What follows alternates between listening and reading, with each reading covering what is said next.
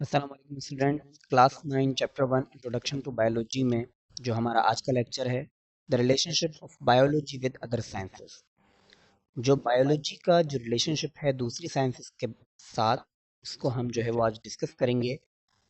तो इसके अंदर जो हम पढ़ेंगे वो है how physics, chemistry, mathematics, geography and economics coverage in study of life. Life के अंदर, जिंदगी के अंदर बायोलॉजी की जो स्टडी होती है उसके रिलेशनशिप में हमारे पास physics, mathematics, chemistry, geography, economics किस तरीके से जो है आपस में इंटर रिलेट करती हैं बायोलॉजी के साथ। और हमें जो है ये पता चलता है कि बायोलॉजी का दूसरी साइंसेस के साथ क्या रिलेशनशिप है।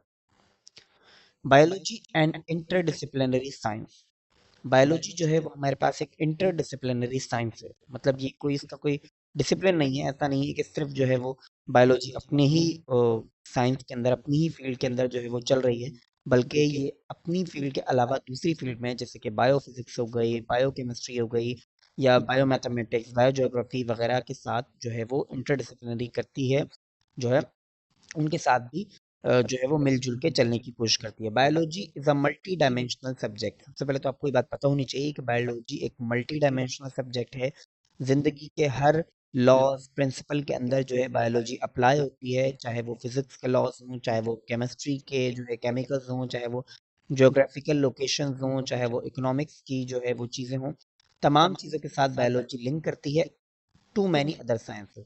दूसरी बहुत सारी साइंसेस के साथ जो मैंने बताई वो भी, उनके अलावा दूसरी साइंसेस के साथ भी बायोलॉजी जो है वो इंटररिलेट करती है। फॉर एग्जाम्पल, जैसे यहाँ पर एक एग्जाम्पल दी हुई है, the movement of animals follows the law of motion in physics.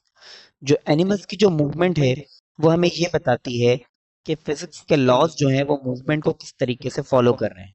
जैसे कि न्यूटन का जो थर्ड लॉ है हमारे पास, एक्शन टू रिएक्शन, में भी आप लोग फिजिक्स में बाद में पढ़ेंगे, आई थिंक नाइन्थ में या मैट्रिक के अंदर। तो उसके अंदर यही होता है कि जब हम अपना पैर रखते हैं चलने के लिए, तो जमीन हमें अपोजिट में पुल करती है। मतलब हम अपना पैर रख रहे हैं, वो रिएक्शन है, सॉरी एक्शन है, और जो जमीन हमें पुश कर रही है ऊपर की तरफ, वो रिएक्शन है। तो एक्शन टू रिएक्शन के साथ जो हम इजीली मूव कर पाते हैं। Because of these connection biology is consider and disciplinary science. तो यही जो कनेक्शंस हैं, यही बायो के अंदर जो फिजिक्स आ रही है, केमिस्ट्री आ रही है, मैथमेटिक्स, ज्योग्राफी वगैरह जो आ रही है, तो यही हमें बताती है कि बायोलॉजी जो है वो एक इंटरडिसिप्लिनरी साइंस है, दूसरी साइंसेस के साथ भी ये कनेक्ट करती है। तो इनमें सबसे पहले आ गई हमारे पास biophysics, a branch of physics in which the laws and techniques of physics are applied to explain the process of life। ये बायोफिजिक्स जो है ये फिजिक्स की ही एक ब्रांच है जिसके अंदर जो हमारे पास लॉज होते हैं और जो टेक्निक्स होती हैं फिजिक्स की, वो हम अप्लाई करते हैं लाइफ के प्रोसेसेस पर। जैसे हम पीछे भी एक एग्जांपल देके आए हुए हैं, radio physics use radioactive isotope to trace the translocation of materials within organism. जो हम रेडियो फिजिक्स होती है, मतलब रेडियो एक्टिव रेस के जरिए से, और आइसोटॉप्स जो होते हैं एलिमेंट, ये तमाम चीज़ें हम केमिस्ट्री फिजिक्स में पढ़ लेंगे इजीली। तो ये बेसिकली हम इन चीज़ों को यूज़ करते हैं, इन रेडियो एक्टिव रेस को यूज़ करते हैं translocation of material with in organism.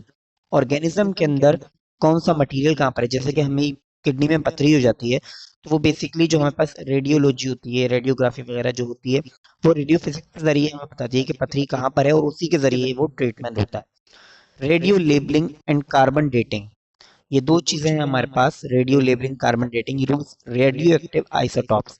इसमें भी आइसोटॉप्स यूज होते हैं रेडियो एक्टिव के to determine the age of fossil. ये दोनों चीजें हमें ये बताती हैं कि जो फॉसिल है, जो कदीम जो चीजें निकल रही हैं, डायनासोर की हड्डियां हो गई, पुराने पेड़ पौधे हो गए हजारों साल पुराने, तो उनका जो है वो कितने साल पुराना है। जैसे हमें ये चीजें कैसे पता चली कि इंसान जो है वो तकरीबन कोई लाखों साल पुराना है, हजारों साल पुराना है, तो ये हमें ऐसे ही पता चली है रेडियो लेबलिंग के जरिए, कार्बन डेटिंग के जरिए। अल्ट्रासाउंड, साउंड वेव्स जो होती हैं, एंड लेजर टेक्नोलॉजी जो होती है, further show the deep relationship between physics and biology. तो ये हमें मजीद बताती है बायोलॉजी और फिजिक्स की जो रिलेशनशिप है उसके जरिए। इसके बाद आती है हमारे पास बायोमैथमेटिक्स, इसको हम बायोमेट्री भी कहते हैं, branch of mathematics concern with collecting and analysing data on living organism. तो ये मैथमेटिक्स की एक ब्रांच है बेसिकली, और इसमें हम तमाम डेटा कलेक्ट करते हैं, तमाम डेटा को एनालाइज करते हैं जो भी लिविंग ऑर्गेनिज्म का होता है। कहाँ पर कौन सा ऑर्गेनिज्म ज़्यादा है, कहाँ पर वाइल्ड लाइफ ज़्यादा है, कहाँ पर डोमेस्टिक लाइफ ज़्यादा है, कहाँ पर ह्यूमन लाइफ ज़्यादा है, कहाँ पर बर्ड ज़्यादा है, और इसके अलावा भी दूसरी चीज़ें होती हैं। Play a very important role in biological research. Biological research में बहुत ज़्यादा काम आती है biomathematics, from population models to statistical analysis of experiment. कहाँ पर कौन सी बीमारी ज़्यादा फैल रही है, कहाँ पर किस चीज़ पे काम करने की ज़रूरत है, कोरोना कहाँ ज़्यादा आया है, कहाँ कम आया है, तो ये तमाम चीज़ें हम बायोमैथमेटिक्स या बायोमेट्री से पता लगाते हैं। और उसके अंदर स्टेटिस्टिकल एनालिसिस भी होता है कि पहले ये चीज़ कितनी ज़्यादा थी, अब कितनी कम है, या पहले कितनी कम थी अब कितनी ज़्यादा है। कोई भी बीमारी हो सकती है, पॉपुलेशन हो सकती है, कोई भी चीज़। इसके बाद है biochemistry, the branch of biology that deals with the study of molecules. अच्छा, बायोकेमिस्ट्री बेसिकली जो है वो बायोलॉजी की अपनी ही एक ब्रांच है, जो है जिसमें हम मॉलिक्यूल्स की स्टडी करते हैं दैट फॉर्म लिविंग ऑर्गेनिज्म और सेल। सेल के अंदर के मॉलिक्यूल्स और लिविंग ऑर्गेनिज्म के अंदर के तमाम मॉलिक्यूल्स को हम बायो केमिस्ट्री के अंदर जो है वो डिस्कस करते हैं, स्टडी करते हैं। Requires authentic knowledge of both biology and chemistry. अच्छा, बायोकेमिस्ट्री के अंदर हमें दोनों फील्ड की ऑथेंटिक नॉलेज रिक्वायर्ड। बायोलॉजी की भी हमें ऑथेंटिक नॉलेज आनी चाहिए, केमिस्ट्री की भी। Explain the synthesis of biomolecule, ताकि हम ये पता लगा सकें कि केमिकल से मिलके किस तरीके से बायोमोलिक्यूल्स बन रहे हैं। जैसे लेट सपोज अगर माइटोकॉन्ड्रिया बना है, तो बेसिकली वो कार्बन, हाइड्रोजन, ऑक्सीजन, ये तो मेन एलिमेंट्स हैं, इनसे बना होगा। और इसके अलावा क्या क्या उनके अंदर फंक्शनल ग्रुप यूज किए गए हैं, तो ये चीज़ें बायोकेमिस्ट्री के अंदर आती हैं। Explain the function of different molecule, इसके अलावा दूसरे जो मॉलिक्यूल होते हैं उनका फंक्शन, जैसे इंजाइमेटिक एक्टिविटीज, और मतलब कि कौन सा ऑर्गेनेल कैसे वर्क कर रहा है, माइटोकॉन्ड्रिया ऑक्सीजन को कैसे ऐड करता है, ये तमाम चीज़ें जो है वो हम ह्यूमन लाइफ में, सॉरी, तमाम ऑर्गेनिजम्स के अंदर स्टडी करते हैं, और ये बायोकेमिस्ट्री की जो है स्टडी होती है। इसके बाद जो फील्ड है हमारे पास वो है biogeography, deals with the distribution of different living organism across the various geographical region of the world. इसके अंदर जो है हम डिस्ट्रीब्यूशन पढ़ते हैं, वही बात आ गई कि कहाँ पर ह्यूमन बींग ज़्यादा हैं, कहाँ पर वाइल्ड लाइफ ज़्यादा है, कहाँ पर जो है वो डोमेस्टिक लाइफ ज़्यादा है, बर्ड्स कहाँ पर ज़्यादा हैं। तो ये तमाम चीज़ें हम जो जोग्राफिकल लोकेशन से पढ़ते हैं। जैसे कैंगरू की अगर हम बात करें तो वो सबसे ज़्यादा ऑस्ट्रेलिया में पाया जाता है, ठीक है। या अगर रैबिट्स की बात करें तो उसकी भी एक मेन जोग्राफिकल लोकेशन है, आई थिंक मुझे ठीक से याद नहीं है, मे बी ऑस्ट्रेलिया में ही जो है वो इनकी जो पॉपुलेशन बहुत ज़्यादा बड़ी है, और उसको फिर वो ख़त्म करने की कोई मुहिम भी वहाँ पर चली थी। Many living organisms are restricted to particular geographical region, वही बात आ गई कि बहुत सारे लिविंग ऑर्गेनिज्म ऐसे हैं जो एक पर्टिकुलर रीजन में ही रह सकते हैं। पेंगुइन जो हैं वो बर्फानी जगहों पर ही रह सकते हैं, अंटार्कटिका के अंदर ही रह सकते हैं, वो उनका पर्टिकुलर रीजन है। कहीं और जाएंगे, अफ्रीका या साउथ एशिया में आ गए, तो शायद वो सर्वाइव ही ना कर सके, मर जाएंगे ड्यू टू इन्वायरमेंटल कंडीशन। उनके लिए जो सूटेबल कंडीशन है वो अंटार्कटिका ही है। और जो दूसरे जो ऑर्गेनिजम्स होते हैं जो गर्मी में रहने वाले होते हैं वो गर्मी में ही सर्वाइव कर सकते हैं, जो ट्रॉपिकल होते हैं वो उसमें ही सर्वाइव कर सकते हैं। तो इस तरीके से ये बायोजियोग्राफी हमारे साथ इंटर रिलेट करती है लाइफ के साथ। इसके अलावा जो लास्ट जो हमारे पास फील्ड आती है वो बायो इकोनॉमिक्स की है, deals with economically important organism.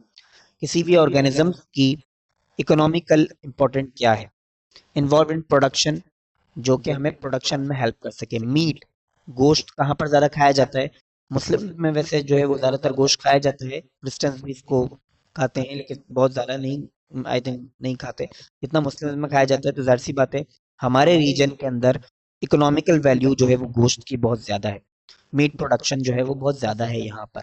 इसके अलावा cost value and profit value of such biological production, वही बात आ गई, गाय, बकरा, भेड़, ऊंट वगैरह, यही चीज़ें हम खाते हैं, तो इनकी वैल्यू यहाँ पर बहुत ज़्यादा है। और यही जो है हमें प्रॉफिट वैल्यू वगैरह हमें निकाल कर देती है बायोलॉजिकल प्रोडक्शन के लिए, कैलकुलेटेड यूजिंग इकोनॉमिक प्रिंसिपल। और यही चीज़ें इकोनॉमिक प्रिंसिपल के अंदर चलती हैं। जैसे पॉर्क जो है हमारे पास वो वेस्ट में ज़्यादा खाया जाता है, तो मे भी हो सकता है कि वहाँ पर उसकी प्रॉफिट वैल्यू ज़्यादा हो, मुझे अब क्या तो नहीं पता, लेकिन पहले वो काफ़ी ज़्यादा खाया जाता था।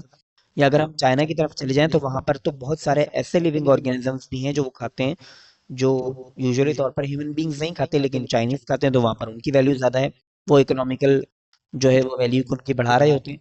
तो ये तमाम चीज़ें हैं हमारे पास बायोलॉजी में जो इंटरकनेक्ट करती हैं, हम यहाँ पर देख सकते हैं। यहाँ पर समराइज भी हुआ हुआ है, आप इसको खुद से पढ़ लीजिएगा। तो आज के टॉपिक हम ख़त्म करते हैं।